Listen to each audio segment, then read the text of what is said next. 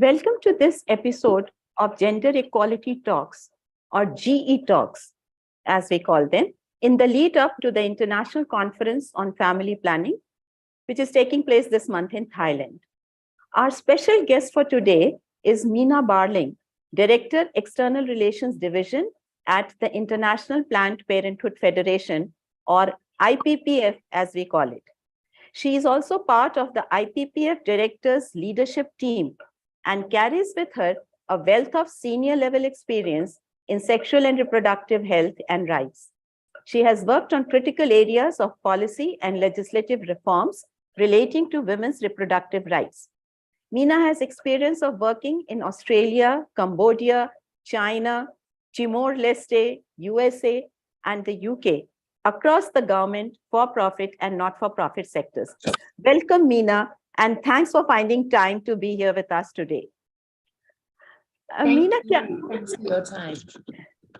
Mina, can you share with us the progress made on family planning and broadly on gender equality and human rights globally, especially in African, Latin American, Central Asian, and East European regions? Sure. I'll try to do some justice to the broad scale of changes. I mean, what we've seen in many countries is really profound changes around access to safe abortion, ensuring that young people have access to the information and education they need. There are some really explicit examples I could share, including what we've seen in Latin America, especially with the Green Wave. That's been a really profound change, community-led, grassroots movements, individuals who've demanded from their government their right to bodily autonomy and their right to sexual reproductive health and rights. We've also seen in other parts of the world much more mobilization from young people, much more articulation of what it means to be young, the kind of information they need, and how they receive that information as well as their services. Are there challenges confronting family planning and other sexual reproductive health and rights issues? The current challenges which are still there? Certainly. So some of those challenges have been very visible, shocking, visible. I mean, we all watched with horror what happened in the US with Roe versus Wade, saw those rights ripped away from women. So that some of it has been very visible. We've also seen an increase in the opposition and how the opposition works globally. It's also, we can't unsee what's happened in many parts of Europe, in Hungary, in Poland, what's happening in Italy and elsewhere. So there's certainly some of those areas where we've taken human rights for granted. We've had to really sort of evolve our understanding and really start to respond differently to what has been happening. Sorry, I was muted. Do you connect it with the right-wing government somewhere? I have seen where the right-wingers, political leaders are sort of blocking access to these rights and bodily autonomy. What about progress and challenges in the context of Mina, young people and sexual and reproductive health, older persons and sexual health and rights, and disability rights with sexual and reproductive health? Sure. So I think, sure. Let me try to answer your question and feel free to ask additionally any information. So I think we've seen, I talked about some of where we're losing ground, but also as we've seen in Benin, Kenya, Ireland, and elsewhere where we're really making ground, and there's a much more focused rights agenda really led by young people. On this point as well, we've all gone through what has been an exceedingly traumatic pandemic, all of the issues that we're all facing. Throughout that, young people have taken the ground, they've mobilized online, and a lot of those wins I've referenced have been very much front and center of young people's movements.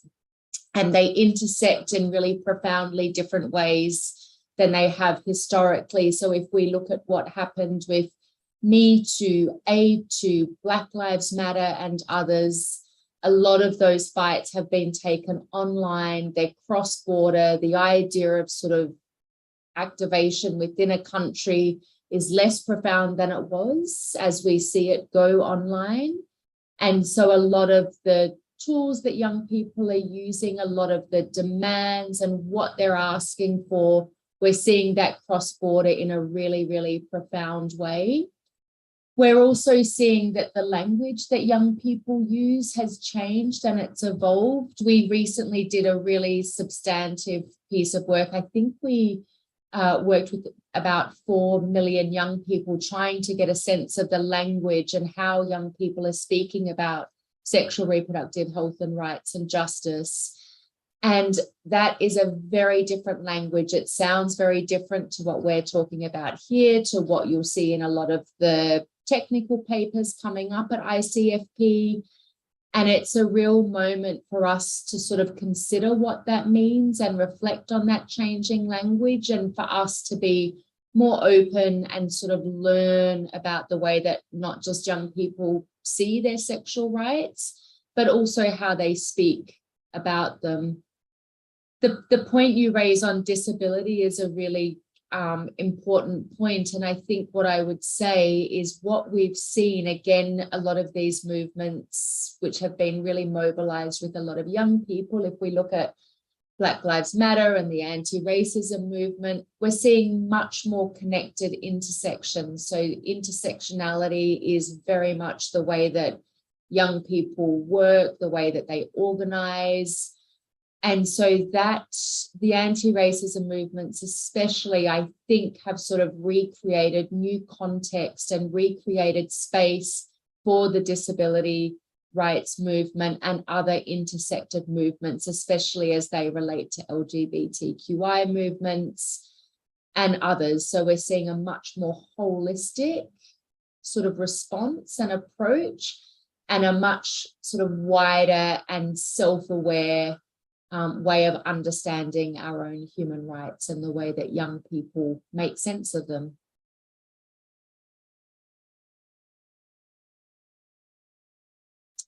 You're on mute, Shobha.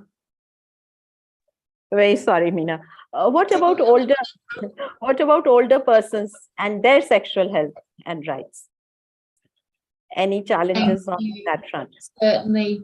So the thing with a lot of the virtual movements and the way that they have changed how we understand, how we frame, is that they have often been intergenerational movements. And so it's also a lot of an older generation who had taken a lot of their fights when they were younger and now bringing them back into this public discourse. And actually what older people are asking for is not that dissimilar to what they had asked for at any age, which is the right to their own bodily integrity, the right to pleasure, the right to the space to talk about the issues and to be safe. And that includes for older people who are LGBTQI, who are, more diverse gender, etc. So there's a much more sort of open, growing, dynamic space there, I think, so that we're not just seeing older people through the lens of sort of their reproductive years. Although that's important, I think we've got a much more holistic understanding. Mina, you were talking about the change in language which the young people are using. Can you give an example to our listeners?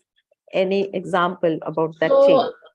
I would actually love to link you to the work, because it's a brilliant resource that is available to everyone. But a lot of the language is much more pleasure focused, much more joyful. It's not technical in a way. And so for this audience, especially, most sort of interestingly, we collected a lot of different, dialect or local ways of using, say, a word like sex or pleasure or whatever. And it just shows the diversity that exists in the way that we use language. And it's just a reminder for us not to get so technical that we exclude young people in our dialogue. Right, right.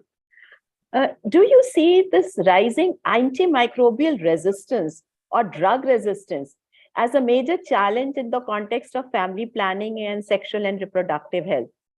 For example, difficult to treat sexually transmitted infections, or some sexually transmitted infections which are becoming untreatable due to drug resistance.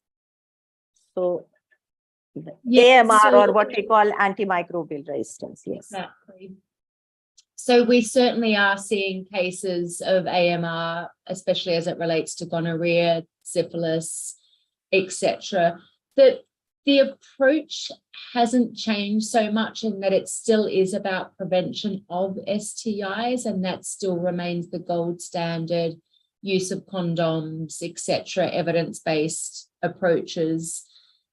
And there are cases, and it remains a concern, but so does also sort of new sorts of areas. So we've seen with monkeypox and sort of other sorts of infections. It's not just AMR, it's just a reminder for all of us as a community that, you know, this, what we take for granted, it's not static. We do see things like new infections, AMR, etc. And it's a reminder to stay really focused around prevention and treatment where we can, but it's a reminder to come back into that prevention space where we can, and to continue to support efforts that make sure that we can treat all infections and ensure that we provide services that don't increase resistance.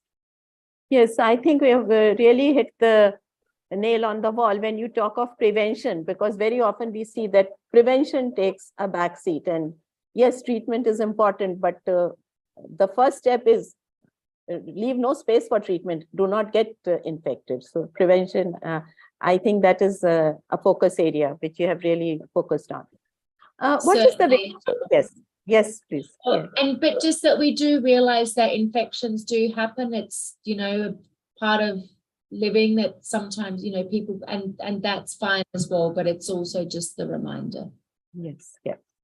What is the way forward for, especially in African, Latin American, Central Asian, and East European regions, to get on track on its commitments on the Sustainable Development Goals, particularly in the context of gender equality and human rights? That's a really great, massive question.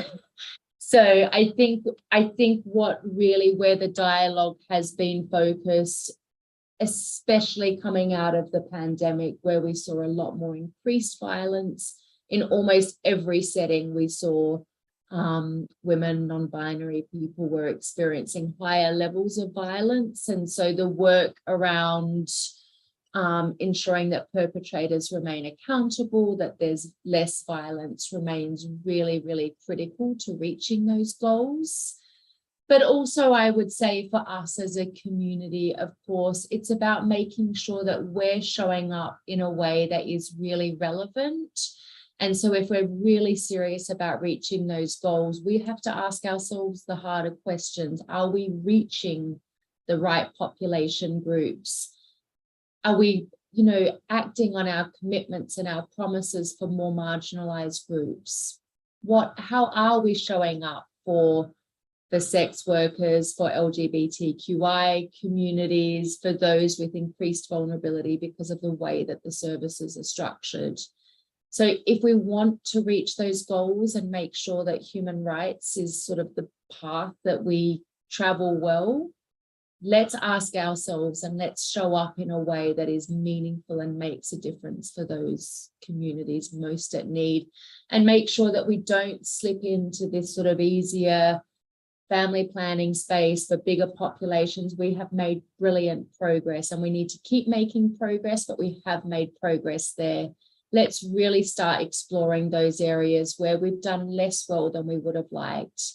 And even in instances where we have used the more friendlier language of family planning and more conservative language, it hasn't always worked out for us. The US showed us that with Trump, where we've seen donor commitments have had to wind back because of governments who've walked away from their commitment to sexual reproductive health rights and justice.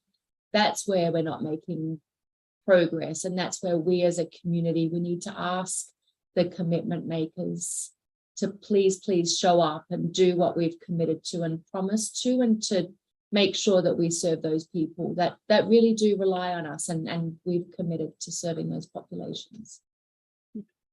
Your message for ICFP 2022. I think just building on what I had just mentioned, the biggest piece for us all as a community is how we show up. Can we act with courage? Who aren't we serving? Where are those areas that we haven't done enough work on? It will require us to be more courageous, to speak in ways, as I mentioned before, in language that's more relevant to young people and excluded groups, to really challenge ourselves when we get into technical speak, into family planning speak, that really is not rooted in lived experience.